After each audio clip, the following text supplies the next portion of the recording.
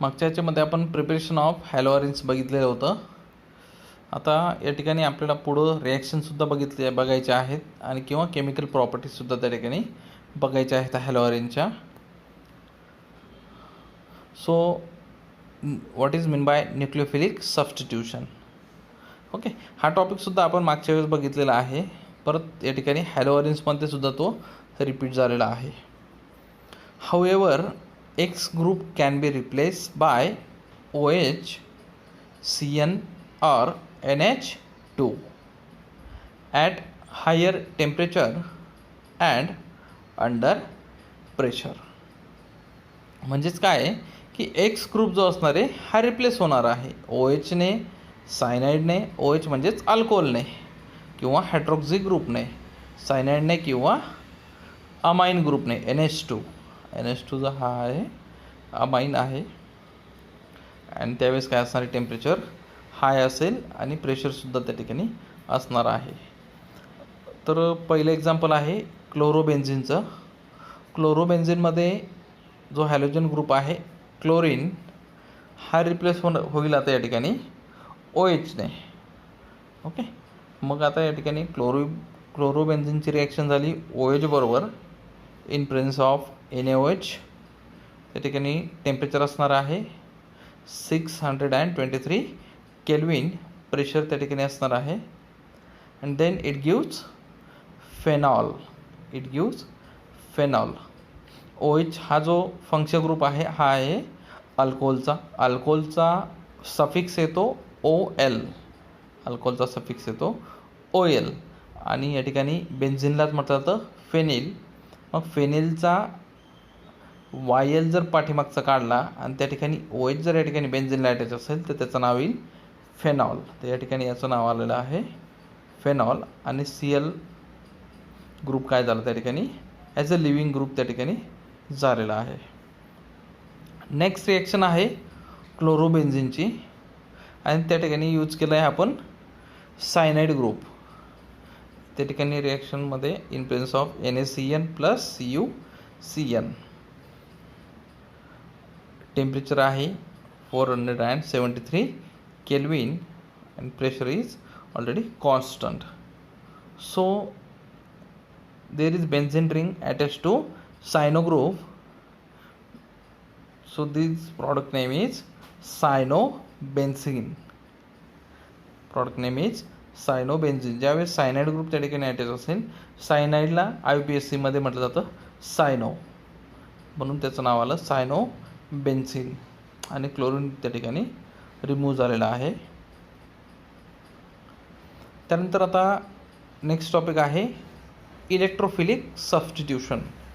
मागेसुद्धा हा टॉपिक बघितला होता आपण. डिलोकलायझेशन झालेलं होतं इलेक्ट्रॉनचं. सेम टॉपिक या ठिकाणी सुद्धा आहे डिलोकलायझेशनचं. फक्त या ठिकाणी एक टॉपिक ॲड करण्यात आलेला आहे, त्याला म्हटलं जातं resonance effect. The resonance structures of chlorobenzene show increase in electron density at ortho and para positions. Hence, it is ortho-para directing.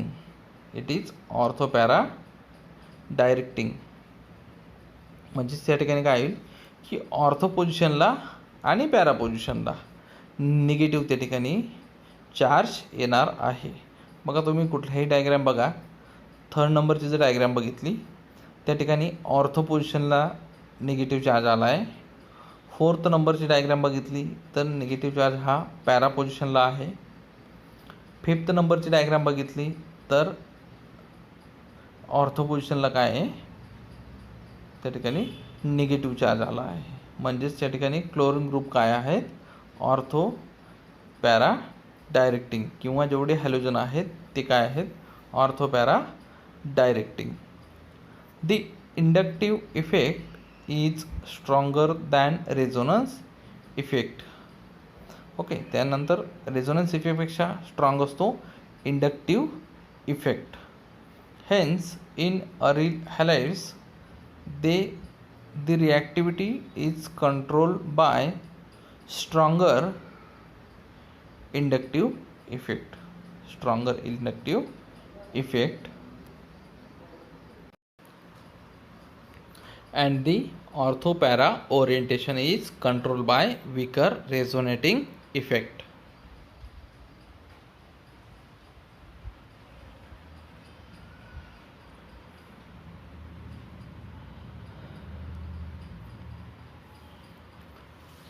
त्यानंतर आता त्याच्या केमिकल रिॲक्शन्स म्हणजेच त्याच्या केमिकल प्रॉपर्टीज.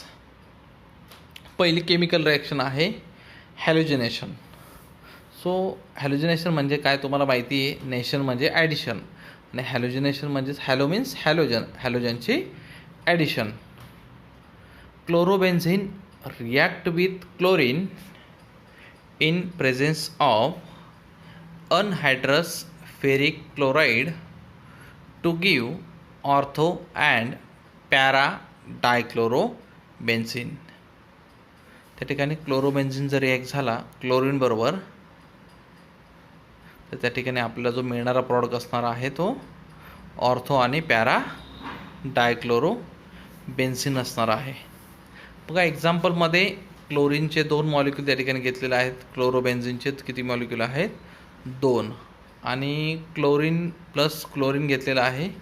क्लोरीनचे त्या ठिकाणी 4 मॉलिक्यूल घेतलेले आहेत in presence of ferric chloride FeCl3. बघा पहिला प्रॉडक्ट आलेला आहे. एक क्लोरीन त्या ठिकाणी ऑर्थो पोझिशनला ॲड झाला आणि दुसरा जो क्लोरीन होता नेक्स्ट डायग्राममध्ये तो पॅरा पोझिशनला अटॅच झालेला आहे आणि टॉईस HCl त्या ठिकाणी निघालेला आहे. ज्या ठिकाणी क्लोरीन ग्रुप ॲड झाला त्या ठिकाणचा हायड्रोजन हा रिप्लेस झालेला आहे क्लोरीनने, म्हणून 2 हायड्रोजन त्या ठिकाणी निघाले. ऑलरेडी आपण रिॲक्शनमध्ये घेतले होते 4 हायड्रोजन म्हणजे 2Cl2, 2 × 2 = 4. तर 4 क्लोरीन आपल्याकडे होते. 2 आपण बेन्झीन रिंग्सला यूज केले आणि 2 या ठिकाणी उरलेले होते बॅलन्समध्ये. तर टॉईस HCl त्या ठिकाणी बाय प्रॉडक्ट आपल्याला मिळालेला आहे. आणि याच्यामध्ये म्हटलं आहे 1,2 डायक्लोरोबेन्झीन हा मायनर प्रॉडक्ट आहे आणि 1,4 डायक्लोरोबेन्झीन हा काय आहे मेजर प्रॉडक्ट या ठिकाणी दिलेला आहे. त्यानंतर नेक्स्ट आहे nitration. Introduction of NO2 group in benzene ring. Chlorobenzene when heated with nitrating mixture. तर नायट्रेटिक मिक्सचर कोणाला म्हणणार तर nitric acid plus sulphuric acid दोघंही कॉन्सन्ट्रेटेड त्या ठिकाणी हवेत आपल्याला. Nitric acid plus sulphuric acid त्याला म्हणतात तर नायट्रेटिंग मिक्सचर. इल्ड म्हणजे आपल्याला मिळणार आहे product 1 chloro 4 nitrobenzene and 1 chloro 2 nitrobenzene. या ठिकाणी मिळणारे प्रॉडक्ट आहेत 1 chloro 4 nitrobenzene and 1 chloro 2 nitrobenzene. Para derivative is a major product. Para derivative जो असणार आहे तो काय असणार आहे आपला मेजर प्रॉडक्ट. मागच्या रिॲक्शनमध्ये सुद्धा आपण जेव्हा बघितलं हॅलोजिनेशन त्याच्यामध्ये सुद्धा पॅरा पोझिशनला जो क्लोरीन अटॅच होता तो प्रॉडक्ट जो होता तो मेजर होता. या ठिकाणी सुद्धा काय असणार आहे पॅरा पोझिशनचा जो NO2 ग्रुप अटॅच आहे त्यामुळे तो जो मॉलिक्यूल असेल तो काय असेल मेजर प्रॉडक्ट.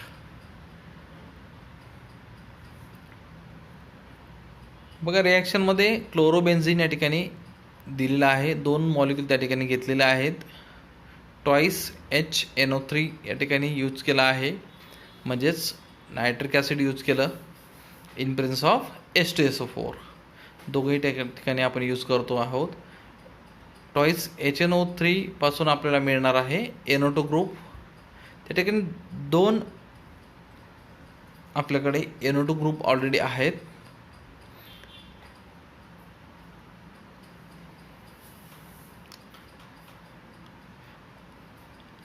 तर प्रॉडक्टमध्ये बघा ऑर्थो पोझिशनला एक NO2 ग्रुप त्या ठिकाणी अटॅच झाला आणि आपल्याला प्रॉडक्ट मिळाला 1 क्लोरो 2 नायट्रोबेन्झीन.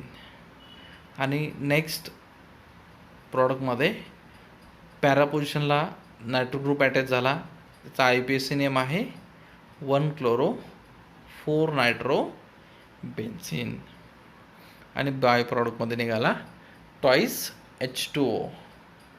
2 हायड्रोजन आपले HNO3 मधले, त्यानंतर 2 ऑक्सिजन आपले HNO3 मधले आणि 2 नायट्रो ग्रुप ज्या ठिकाणी अटॅच झाले NO2 ग्रुप त्या ठिकाणचे 2 हायड्रोजन, म्हणून त्या ठिकाणी निघाले जो काही मॉलिक्युल रिमूव्ह झाला तो आहे twice H2O.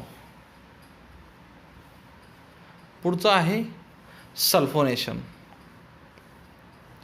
Next is sulphonation. Introduction of SO3H group is benzene ring. तो काय असणार आहे? बेन्झीन रिंग त्या ठिकाणी असणार आहे. Chlorobenzene when heated with concentrated sulfuric acid yields 4-chlorobenzene sulfonic acid आणि तो असणार आहे major product and 2-chlorobenzene sulfonic acid. मग एक्झाम्पलमध्ये क्लोरोबेन्झिनचे 2 मॉलिक्यूल त्या ठिकाणी घेतलेले आहेत, त्यानंतर त्याचे रिॲक्शन केलेले आहे कॉन्सन्ट्रेटेड H2SO4 बरोबर, आणि आपल्याला जो काही प्रॉडक्ट मिळालेला आहे तो प्रॉडक्ट आहे 2-chlorobenzene sulfonic acid.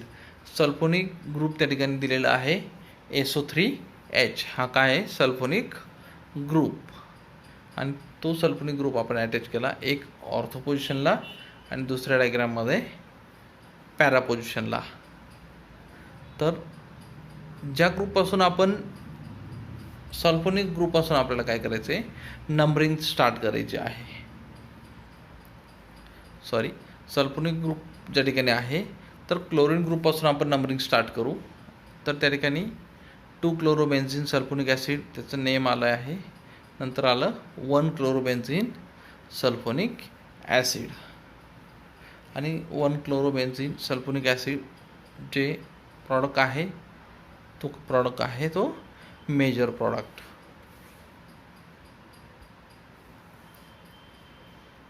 त्यानंतर नेक्स्ट रिॲक्शन आहे फ्रीडल क्राफ्ट रिॲक्शन. बघा या रिॲक्शनमध्ये introduction of alkyl group or acyl group in benzene ring.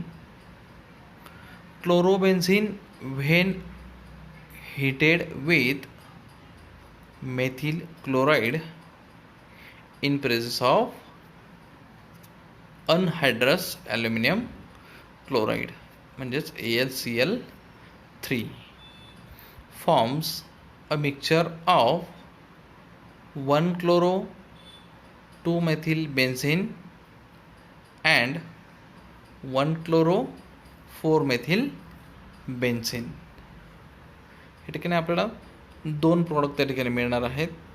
मग आपण क्लोरोबेन्झिनचे 2 मॉलिक्यूल त्या ठिकाणी यूज केले आणि त्याची रिॲक्शन केली आपण ट्वाईस CH3Cl बरोबर, म्हणजेच मेथिल क्लोराईडचे आपण त्या ठिकाणी 2 मॉलिक्यूल त्या ठिकाणी घेतलेले आहेत आणि रिॲक्शन केली. तर या ठिकाणी Cl हा निघून जाणार आहे. CH3 हा एक जो असणार आहे तो ऑर्थो पोझिशनला अटॅच होईल आणि एक असेल तो पॅरा पोझिशनला अटॅच होईल.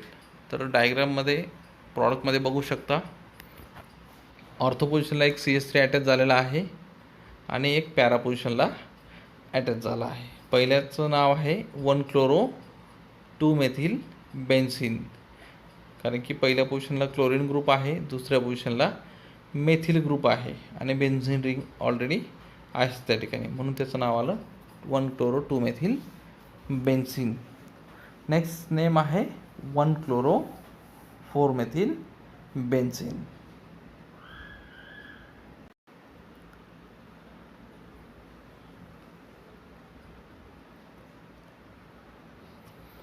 त्यानंतर नेक्स्ट रिॲक्शन आहे रिॲक्शन विथ सोडियम मेटल, किंवा त्याला दुसरं नाव आहे Wurtz Fittig reaction. Wurtz Fittig reaction. Roots नाही, रूट्स. झेडचा त्या ठिकाणी उच्चार तुम्हाला करायचा आहे. ROOTS, रूट्स वेगळं, हे रूट्स वेगळं आहे. Aryl halides react with alkyl halide and undergo coupling reaction when treated with sodium metal in presence of dry ether to form alkyl benzene. To form alkyl benzene, the reaction is known as Wurtz Fittig reaction. म्हणजे aryl halide हा react होणार आहे alkyl halide बरोबर, आणि त्या ठिकाणी जी काही reaction असेल ती असणार आहे कपलिंग रिॲक्शन, आणि तो ट्रीट होईल त्या ठिकाणी सोडियम मेटल बरोबर. सोडियम मेटल बरोबर ट्रीट झाल्यामुळे इन प्रेझन्स ऑफ ड्राय इथर प्रेझन्स असेल त्या ठिकाणी, आणि आपल्याला जो मिळणारा प्रॉडक्ट असणार आहे इट गिव्स अल्किल बेन्झीन. आणि मग त्या रिॲक्शनलाच म्हटलं जातं रूट्स फिटिंग रिॲक्शन. त्यालाच रिॲक्शनला म्हटलं जातं रूट्स फिटिंग रिॲक्शन. या ठिकाणी तुम्ही डायग्राम बघू शकतात. ब्रोमोबेन्झीन त्या ठिकाणी दिलेलं आहे. बेन्झीन रिंगला ब्रोमिन अटॅच आहे, प्लस CH3Br त्या ठिकाणी आहे, प्लस ट्वाईस Na त्या ठिकाणी दिलेला आहे, म्हणजे सोडियम मेटलसुद्धा आहे. इन प्रेझन्समध्ये आपले असणार आहे ड्राय इथर. इन प्रेझन्समध्ये आहे dry ether. And then bromobenzene reacted with methyl bromide and sodium metal in presence of dry ether, and it gives toluene, or methyl benzene. त्याचं दुसरं नाव आहे methyl benzene. Then by product या ठिकाणी मिळालेला आहे आपल्याला ट्वाईस NaBr, सोडियम ब्रोमाइड, आणि प्रॉडक्ट मिळाला टोलिन, म्हणजे बेन्झीन रिंगला अटॅच असणार आहे CH3.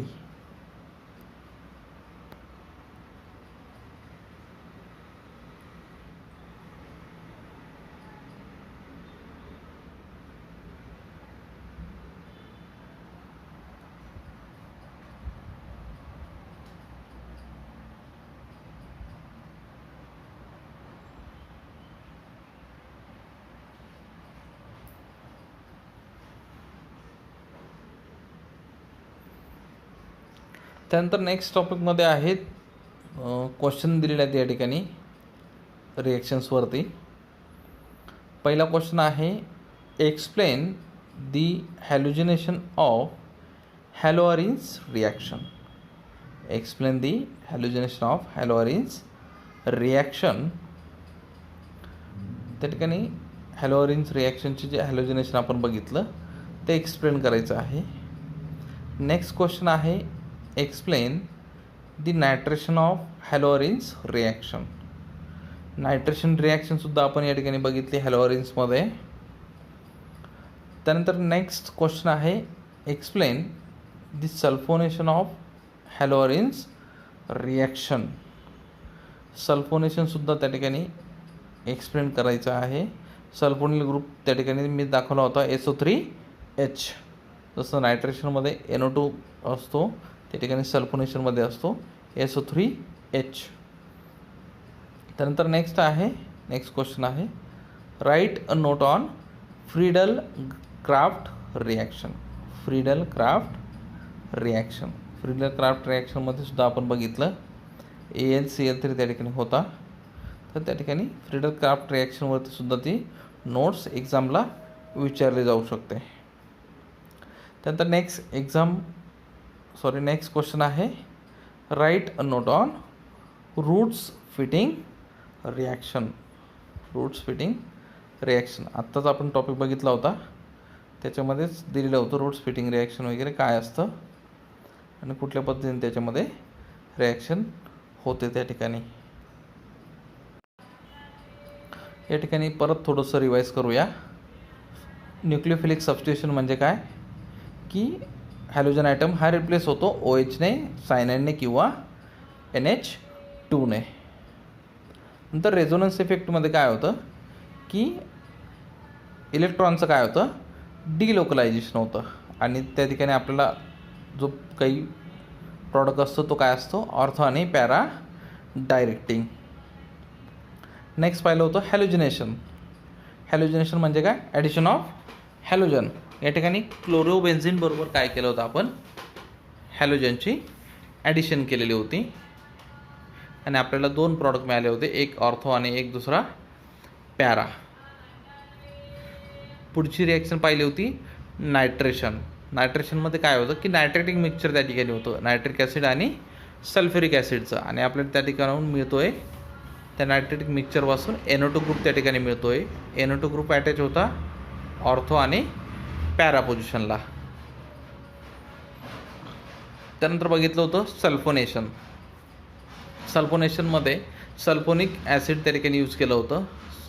सल्फ्युरिक ॲसिडपासून आपल्याला मिळाला होता सल्फोनिक ग्रुप म्हणजेच SO3H, आणि त्याची रिॲक्शन केली आपण, त्याच्यापासून सुद्धा प्रॉडक्ट आपल्याला ऑर्थो आणि पॅरा डायरेक्टिंग त्या ठिकाणी मिळाला होता. पुढची रिॲक्शन पाहिली होती फ्रिडल क्राफ्ट रिॲक्शन. त्याच्यामध्ये CH3Cl आपण यूज केला होता आणि इन प्रेझन्स ऑफ होतं AlCl3. ह्या रिॲक्शनमध्ये सुद्धा ऑर्थो आणि पॅरा पोझिशनला आपल्याला CH3 अटॅच केलेला दिसतोय. पुढची लास्ट रिॲक्शन बघितली होती रूट्स फिटिंग रिॲक्शन. या रिॲक्शनमध्ये काय होतं, की सोडियम मेटल यूज केला होता आणि मेथिल ब्रोमाइड त्या ठिकाणी यूज केलेला होता आणि आपल्याला जो मिळालेला प्रॉडक्ट होता तो होता टोलिन. त्यानंतर आपल्याला हे क्वेश्चन आपण आत्ता बघितले होते, ते परत मी रिवाईज काही करत नाही. हे जे क्वेश्चन मी तुम्हाला देतो आहे ते नोटबुकवरती राईट करायचे आहे आणि त्याचे ॲन्सरसुद्धा त्या ठिकाणी लिहून ठेवायचे आहेत. प्रत्येक जे काही क्वेश्चन असतील ते सेपरेट पेजवरती त्या ठिकाणी नोट डाऊन करायचे आहेत. प्रत्येक वेळची काही क्लिप मी त्या ठिकाणी व्हिडिओ क्लिप लोड करेल. प्रत्येक व्हिडिओ क्लिपमधले ते क्वेश्चन सर्व सेपरेट पेजवरती राईट करायचे आहेत.